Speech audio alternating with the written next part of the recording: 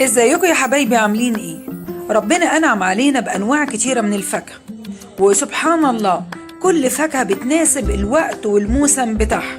شطارتك انك تستخدمي الفاكهه دي بكل الطرق الممكنه. تقدري تعملي منها حلويات، تقدري تعملي منها عصاير، وتعملي منها كمان مربات. مرت علينا انواع كتيره من الفاكهه، عملنا منها مربى المشمش ومربى الفراوله ومربى التين. كمان بقى اليومين دول موسم البلح، ومش معقول يعدي موسم البلح من غير ما نعمل مربى البلح السماني، البلح الاصفر اللي مالي السوق اليومين دول وتمنه رخيص. يلا ندخل على المطبخ ونشوف وصفتنا الجميله هنعملها ازاي. اول خطوه لازم انقي البلح السماني يكون نوعه كويس، النوع البلح السمينه ديت والمكلبظه بالشكل ده واللي لونها كده مدي على احمرار، ده البلح السماني الاصلي. في بلح صغير اصفر بس مش هيبقى حلو زي ده. اول حاجه بغسل البلح كويس جدا وابتدي بقى اقشره. في ناس بتكحت البلح كده بالسكينه، ده مش صح. هتسيبي برضو طبقه سميكه تحت القشره دي، هتضايقك لما تيجي تاكليها. افضل حاجه ان انا اقشرها بالمقشره بتاعه البطاطس. وقبل ما اقشر البلح احط جنبي طبق فيه ميه ومعصور فيه ليمون، علشان البلح بتاعي فيه كميه كبيره من الحديد. لو سبته كده من غير الميه بليمون البلحه هتسمر منك وهتبقى مش كويسه اثناء عمل المربى. هنقشر البلح بقى كله بالشكل ده، وكمان مش هرمي القشر بتاعه هحتفظ بيه عشان هحط عليه ميه واغليه واستفيد منه لما اجي اعمل المربى. هبتدي بقى انا اقشر كل البلح بالشكل ده، ولما اقشرها هحطه في الطبق اللي فيه ميه بليمون. خدي بقى حاجتك كده واقعدي قدام التلفزيون وتسلي واعملي البلح.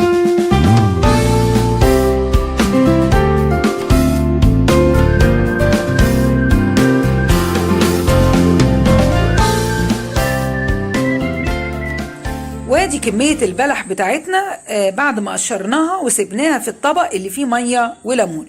وادي كمان القشر. اول حاجة بقى هاخد القشر ده احط في حلة واغطيه بكمية من المية واسيبه على النار يغلي، علشان المية دي استخدمها اثناء عمل المربى. البلح اللي قشرناه بقى هنزل بيه كله بالمية بالليمون بتاعته بالبلح كله في حلة، ويفضل انها تكون حلة ستانلس مش ألومنيوم، او حلة من الحلل اللي متغطية بمادة الزنك. هحط البلح واغطيه كده بالميه، لازم اغطيه بالميه بالشكل ده. هرفعه بقى على النار واسيبه على نار يغلي لحد ما يستوي. انا مش عايزه البلح ده يستوي لدرجه ان هو يتهري، انا عايزاه مستويه بس متماسكه، لانها لسه تاخد وقت كتير على النار، فمش عايزاها تتهري مني، عايزاها تحتفظ بشكلها. وادي كمان القشر حطيت عليه ميه وسايباه على النار يغلي بهدوء. هسيب بقى البلح يغلي، وشوفوا كده مع الوقت المية لونها بيتغير، بعد ما كانت بيضة بقى لونها كده محمر، وكمان البلح دخل على السوا والمية بتاعته كمان ابتدت تحمر. هسيبه لحد ما يدخل كده على السوا 3/4 سوا، ونشوفكم هنعمل ايه بعد كده. وكده البلح بتاعنا سبناه بعد ما دخل على السوا، سبناه لحد ما برد تماما. هاخد بقى البلح كله واصفيه، نزلت بيه في المصفى يتصفى تماما. والحلة اللي كنت سالقة فيها البلح هحط فيها بقى كمية السكر بتاعتي. انا هنا عاملة 3 كيلو بلح، هاخد 1.5 كيلو سكر، يبقى الكيلو بياخد نص كيلو سكر. هحط السكر في الحلة وانزل عليها بالمية بتاعت سلق البلح اللي انا صفيتها. وكمان لو انا شفت ان المية دي قليلة هاخد كمية من المية اللي كنت سالقة فيها القشر اكمل بيها المية اللي هعمل فيها المربى. هقلب كده السكر في المية، هرفع الحلة كلها بالسكر على النار لحد ما تغلي شوية. في الوقت ده انا هبتدي بقى افصص البلح. قدامك اكتر من اختيار، هل انت عايزة البلحة تبقى سليمة؟ في الحالة دي انت ممكن تحشي البلحة بالسوداني او باللوز المسلوق. انا بقى مش عايزة البلحة تبقى سليمة، انا هفصصها، هطلع منها البذرة وهطلع منها القشر اللي بتبقى فوق دي، وافصص كل المقدار بالشكل ده. يبقى انت لو عايزه البلحه سليمه ممكن تستفيدي كمان ان انت تحشيها بالسوداني او باللوز. هوريكم ازاي نشيل البذره ونحتفظ بالبلحه سليمه. انا معايا هنا عصايه من بتاعه الشيش طاووق، هدخلها لحد ما احس بمكان البذره وازقها وتطلع لي من الناحيه التانيه بالشكل ده. بصوا كده، كمان واحده. هاخد بلحه ادخل كده العصايه، واول ما احس بوجود البذره ازقها هتطلع معايا، وهكذا. شايفين؟ هكمل كل الكمية وهسيب كده كم واحدة سليمة. قلنا لو انت هتسيب البلحة سليمة احشيها، هيدي للبلحة قيمة غذائية عالية وطعم جميل بالشكل ده. احنا المية بقى بتاعت البلح اللي فيها سكر بتغلي على النار. اول ما تغلي شوية هحط فيها عودين 3 قرفة وكام فص من القرنفل، 5 6 عيدان من القرنفل، وهسيبهم يغلوا شوية لحد ما يطلعوا النكهة بتاعتهم في المية. بعد كده هكون عصرة شوية ليمون وهنزل بيهم على المية بسكر دي. طبعا هنا انا نسيت اصفي الليمون فنزل البذر، انا هلمه كده تاني بسرعة. بعد بقى ما المية بالسكر بالقرفة بالقرنفل بالليمون غلت شوية هنزل بكل البلح بتاعي. انزلي كده بشويش عشان المية ما ترطش عليكي. هنزل بكل البلح واسيبه بقى على النار لحد ما يغلي ويقعد ويديني سمك المربى اللي انا عايزاه. اول ما تغلي هوطي النار شويه واسيبها بقى براحتها عشان هتاخد مني وقت طويل لحد ما تعقد معايا. ولو لقيت كده في بذر ليمون ولا حاجه هشيله. طب قشر الليمون اللي انا حطيته ده مش هرميه، ممكن تعملي بيه اكتر من حاجه.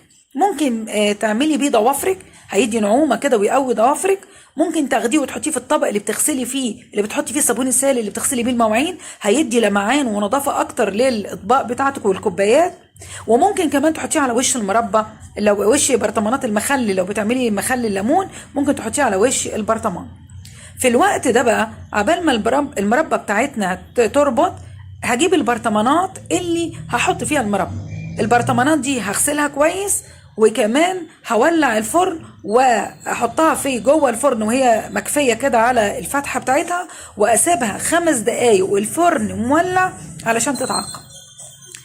في الوقت ده بقى المربى بتاعتنا بتغلي. لاحظوا كده وجود تجمع من الريم، الطبقه البيضه دي اللي على الوش دي خطوه مهمه جدا. لازم تلم الريم ده اول باول. كل ما يطلع لك كميه من الريم لازم تشيليها كده بالمعلقه. الريم ده بيخلي لو سبتيه هيخلي المربى تمرر معاكي، وكمان لون السائل بتاعها مش هيبقى شفاف وكده نقي كده ونضيف.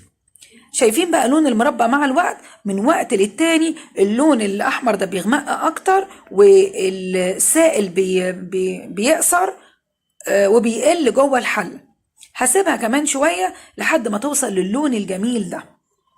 شايفين طبعا هي باينه كده انها سايبه شويه مش سميكه، لا هي عشان سخنه بس.